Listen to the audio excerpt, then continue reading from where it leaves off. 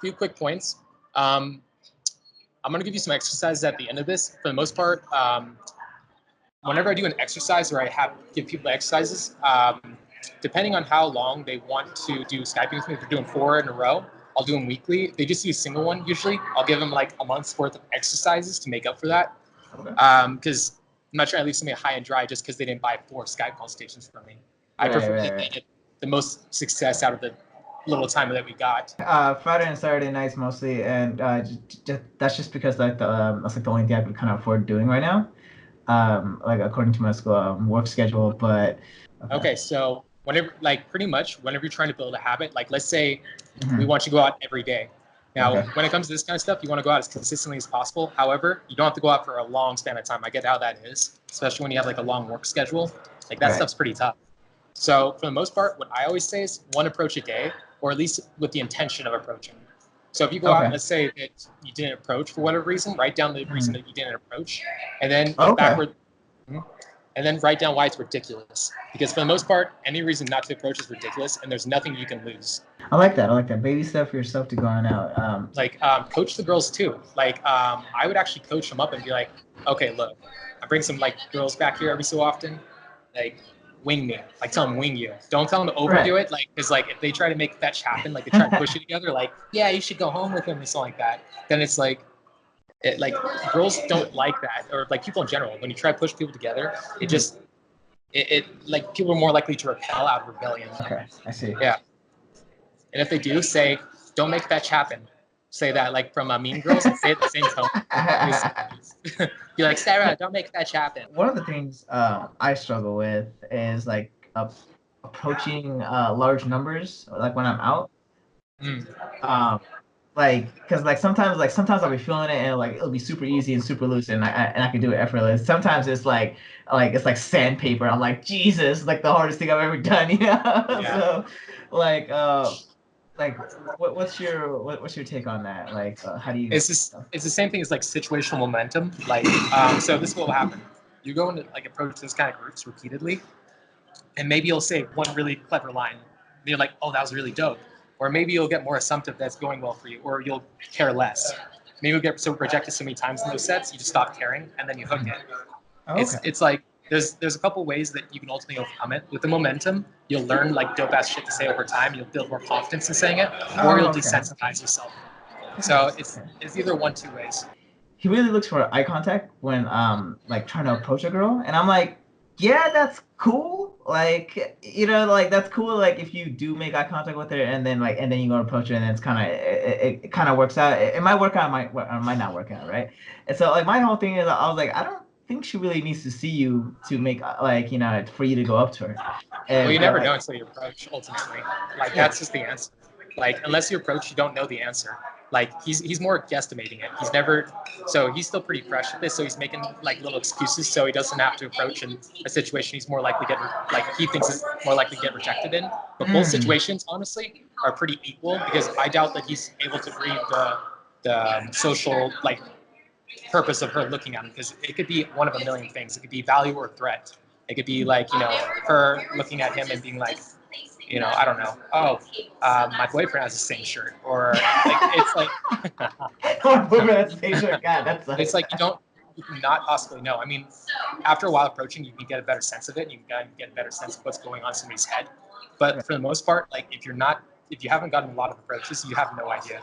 Like I would be on the dance floor and I would just be looking at them really hard, and eventually they would look at me, and then I would just reach out and grab my hand, and like they just grab my hand. I'm like, all right, cool, good to go, right? Yeah, I did that like 3 or 4 times, and I was like, damn, this thing is amazing. And, like, cause I didn't really have to talk. All I did was just like look at him, and they ended up just looking at me, and I was like, cool, come this way, you know? I live to the promised land. So you know what's actually really cool about this? All right, so can you remember that emotion that you had when that was going well? Can you remember it? Yeah, I do. It was just like no doubt. I was like, oh yeah, this is gonna work. Like you can actually teach yourself to pull that up. So when you're visualizing that emotion that you're feeling there, that's the emotion you want to pull up. So like you want to make it to where it's like that emotion just comes up whenever you want it. So it takes practice at first, but you can teach yourself to pull this emotion up whenever you want. Another thing is don't build an ego before you go out. So you're trying to do this for a certain outcome, which is making it kind of like gives you less of an ability to kind of be happy and fun. Not to mention too, you might be doing the fun state for your friends as opposed to doing it for yourself. Like that's something I used to do. Oh, okay. You're trying to put on a front for your friends, and so it's not for you, it's for them. And it also makes it tough. Ah, You want to do stuff for you. You want to learn to like kind of let go of the fact that your friends are going to be thinking a certain thing, or that you want to give them like their emotions are their thing. Your emotions are yours. Like it's their job to manage their emotions, their job to manage your emotions. So like when you go out, this way you should do. Brainstorm some things you can do that'd be a lot of fun to do for you when you go out. Like so, for example, okay. I tell people that I'm part of the Illuminati now. So like I'm like, yeah, I'm here in town for a Illuminati convention. That's fucking fantastic. I'll be like this. If somebody's boring me, like if I'm talking to a girl and like I'm still not in the zone, I'm just kind of bored, I'll just start drawing triangles on napkins. Like brainstorm some stuff, sit down. What would be hilarious for me to do for me? All right, what would let me like everybody? I like that.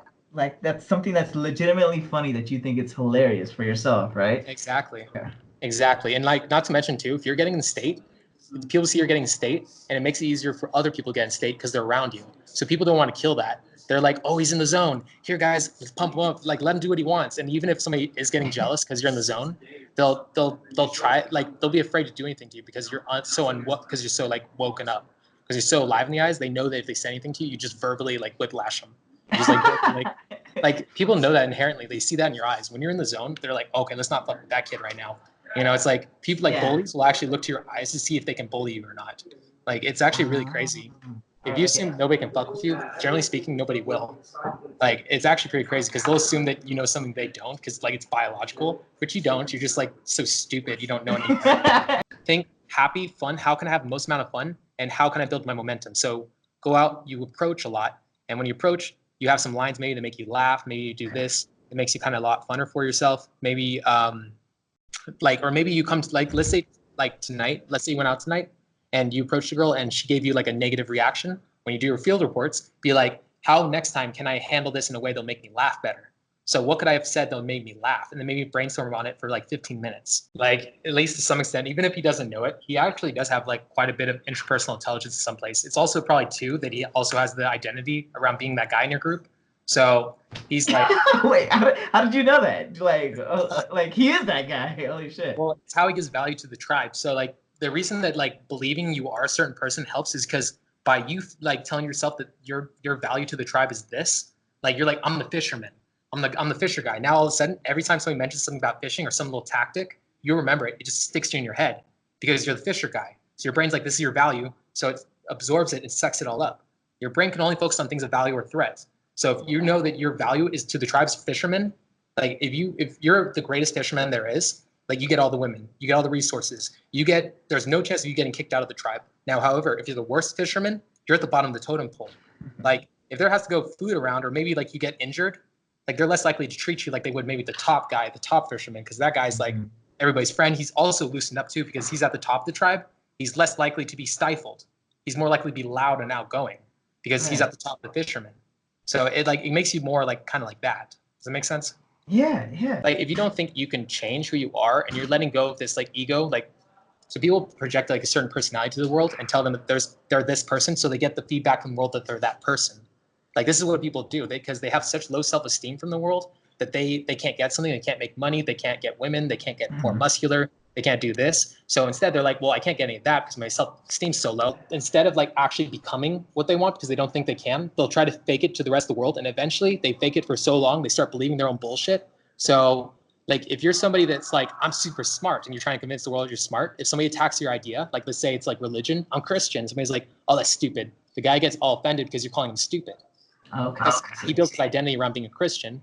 And now his ego's hurt because he has such low self-esteem because he's like, oh, there's that fucking Post Malone motherfucker out there. But we're built for tribes of 20 to 50. So like that Post Malone, you think that guy's in your tribe. You think that guy's in your tribe of 20 to 50. So you look at that guy and you're like, oh my God, I'm so far from him. He's so getting laid and shit. He's like, or Tom Cruise, that your brain doesn't understand that you're in a smaller tribe. Like if you're in a tribe of 20 to 50, you're in that tribe for the rest of your life. Like you think that's that person. And you're like, well, I'm not that person, so I must be a loser. I must be at the bottom of the totem pole. So it builds depression. This is why there's so much depression in society, because there's such a dissonance between people at the top and people at the bottom. Like we're in a tribe of 8 billion, and it's like of course, like the top 1% is going to be way different than us because they're getting the rewards of the 8 billion. What he was saying was that, like, if you're not good at that dominance hierarchy, is like, well, it's like stop that and do another one, like, because you want to be at the top of some field that you're good at, not what everyone else is good at, what you're good at, right? Like, but but the thing is, like, you want to be at the top of it. You don't want to be second, you want to be last, you don't want to be 30, you want to be at the top of it. So just keep trying things till you find out that hierarchy that you get at the top of. Well, get this. All right, so you know that ego thing I was just telling you about? Mm-hmm. That ego thing stops 99.99% of all guys that get into this, and they never fucking get good because of that.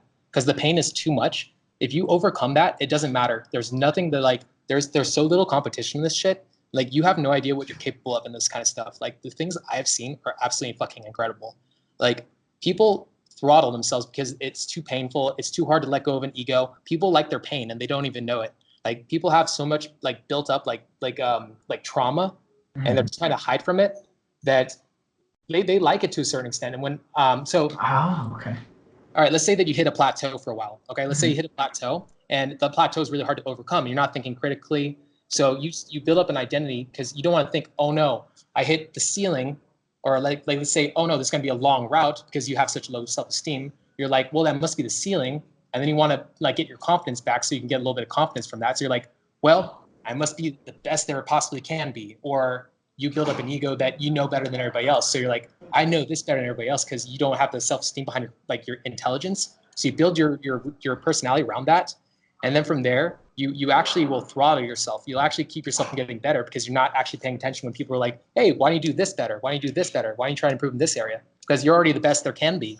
You're already like a 10 out of 10. Why would you do anything different? Right. If you did, then it's kind of accepting the fact that you're not as good as you possibly could be. Like me myself, I've done that in the past, and it's like it's so fucking it's almost like poisonous in a way. You blow my mind every time, like how much you know. It's insane. Like you're a super smart dude, man. Like Don't lose it. Yeah. Like your mind is sharp. It's amazing, dude. And it's just me working at this for a long time, honestly. Anything you work at for a long time, you get good at. Like anybody could. You flip it and you make it like kind of fun for yourself. So this is the new way I'm gonna make like getting rejected fun for myself. Okay. Got you. Yeah, honestly, all I want you to do is focus on eye contact. Now that I say this, eye contact is all, because I don't like assuming the positive. Well, do that every night too. Visualize assuming the positive. So be like, okay, so try to pull out that energy almost and like build like the set in your head. And then when you approach, like how did you feel? What was your face like? What was your emotions? What did you do with your face? Was it like, were you like really excited? You know what I'm saying? And yeah, fuck, man, it's amazing. Jesus Christ, you spent so much time thinking about this, didn't you? A little bit, dude, honestly, obsessively.